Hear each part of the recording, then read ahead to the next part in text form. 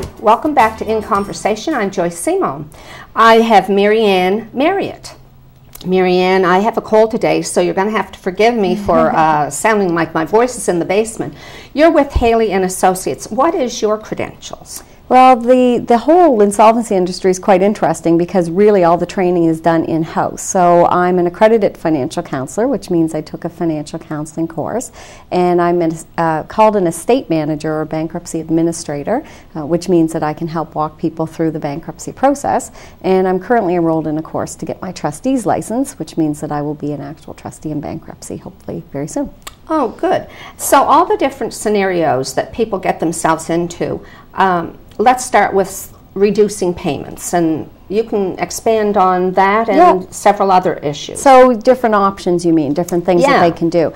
Yeah, when someone finds themselves in financial difficulty, to start with, there's usually a whole lot of things they can do, and then obviously as they exhaust those options, they narrow down and narrow down. So the first thing that we usually look at or ask people when they walk through our door is, what have you done and who have you talked to? So if they haven't talked to the creditors already, then we'll usually encourage them to talk to the people that they owe money to and find out what they will do for them. So if you have a loan with the bank, go in and talk to your loans officer and say, this is my situation, what will you do? I think it's really important that they don't necessarily just take that option and run with it because it may not be the best one, but at least they start to gather that information. Call the credit card companies and say, I'm having difficulty, can we cut back on my interest rate? Can we reduce the payments that I'm making?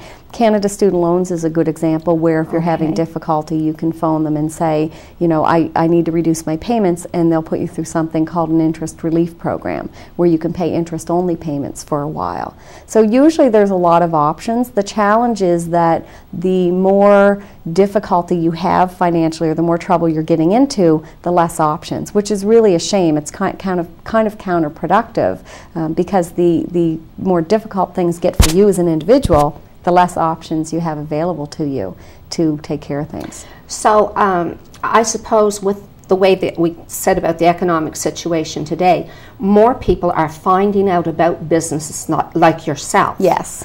Well, just in general, I think more people are finding out about anything related to credit these days. And, certainly you asked me earlier, why do people get into debt? And obviously they get into trouble because of some life event, but they get into debt because there's such a reliance on credit now where there never was before. I mean, we are in a live now, pay later society, and it's pushed on us every time we turn around. You get offers in the mail, you get phone calls at home. Exactly. I mean, myself, I've received an actual credit card in the mail that I didn't even apply for with a cap of so much money. Yeah, it's really crazy, and I think the disastrous part is that, again, we do tend to want more than we can have, and we tend to want to live beyond our means, and it's now so easy to do that. And so I think a lot of people do fall into that trap, and all it takes is a life event to throw everything out of whack so that they just can't manage it anymore.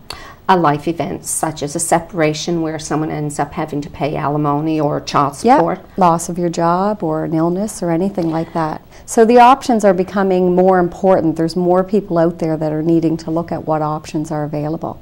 Now, what about consolidating? Consolidating is, that's an interesting option. It's a great option the first time. You should start to question it as an option the second time. If you're doing it more than twice, you really should seek the assistance of someone that can look at all the options. So it can be a great option, but again, like I said, with credit, we tend to abuse it. So when someone's starting to get into trouble, the warning signs that they'll see kind of in themselves is... That's good. Give us the warning signs. So the first thing they'll notice is that they're starting to rely more on their available credit. So starting to use their credit card more for groceries and gas, and really there's just not enough to feed the family and do what they need to do. And so they'll start to max out their credit cards. They'll start to take the equity out of their home and refinance. And so what they're doing is they're maxing out all of their available credit. And once they've done that, they'll tend to hit that brick wall. When you hit the brick wall, basically now it's come down to there's not enough money to pay the bills and feed my family. And that's usually when things start to fall behind, when collection companies start to call, when really you're now faced with, do I pay my bills or do I live? And that's where, you know, when you talked about people not sleeping and stress, yes. This is where the real stress starts to build up. Probably at least 50% of those that call us to come in and talk to us are in that situation, because that's what really prompts someone to take action. But I think it's really important to note that you really need to look at your options before then, because if you wait too long, as I said before, your options get less and less and less. So you really want to explore them at that beginning stage when you're really feeling like things are starting to get a little out of control.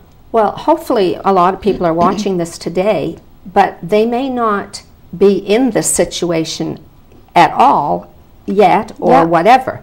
But maybe they don't have a good grip on finances and know, I don't want to get in this situation. Yeah. Is that possible that they can come and sit down and say, you know, am I heading in that direction? Oh, absolutely. Yeah, you will talk to those people, even if they're not in that situation. And it's really refreshing when someone comes in and says, you know what, I'm not really in trouble right now, but I think I'm headed there. And they just want to know what they can do to avoid it. I mean, it's obviously very rewarding to help someone avoid that situation. I had a lady in the other day that was in that situation, and she basically just said, I've never learned to manage my money, and I'm afraid that if I don't, things are going to get worse. And so we basically did some counseling sessions to help her put together a spending plan and, you know, look at what all of her expenses were and how she could arrange that so that she could live comfortably. In fact, she was looking at making a major purchase, and we wanted to look at whether or not she could do that and whether or not it made sense.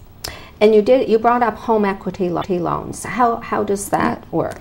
Well, home equity loans are, if your house is worth more than you owe, then you have some extra available money there that you can borrow on. Again, looking back in life, it used to be that you finance 75% of your home. You put in 25. Then that changed to about 90% financing and 10% that you put in. With the changes in the credit world and the last going off, and this is a big part of why we're where we are today, your homes were financed 100%, so there wasn't any equity. In fact, if you look at some mortgages, it's far over 100%. They're financing homes actually at more than they're worth, which is extremely scary.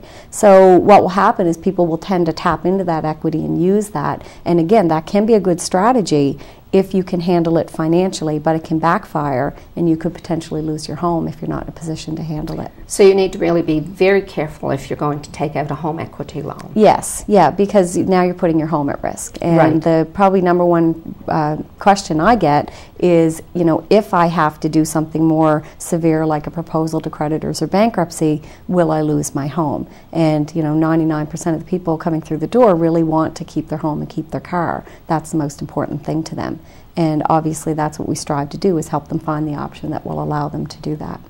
Marianne, we're almost at the end of our second segment, and we haven't touched on informal or consumer proposals or bankruptcies. So maybe we can chat about that in our wrap-up, along with a few other things. So just to recap where the Bridgewater location is. Yep, we're at 197 Dufferin Street, and that is the old hospital. Everybody will know the Resolve Center is there. Okay. And yeah. Okay, we're going to be right back. Marianne, you hold that thought. I'm Joyce Simone. You're watching In Conversation only on Eastlink Television. We'll be right back.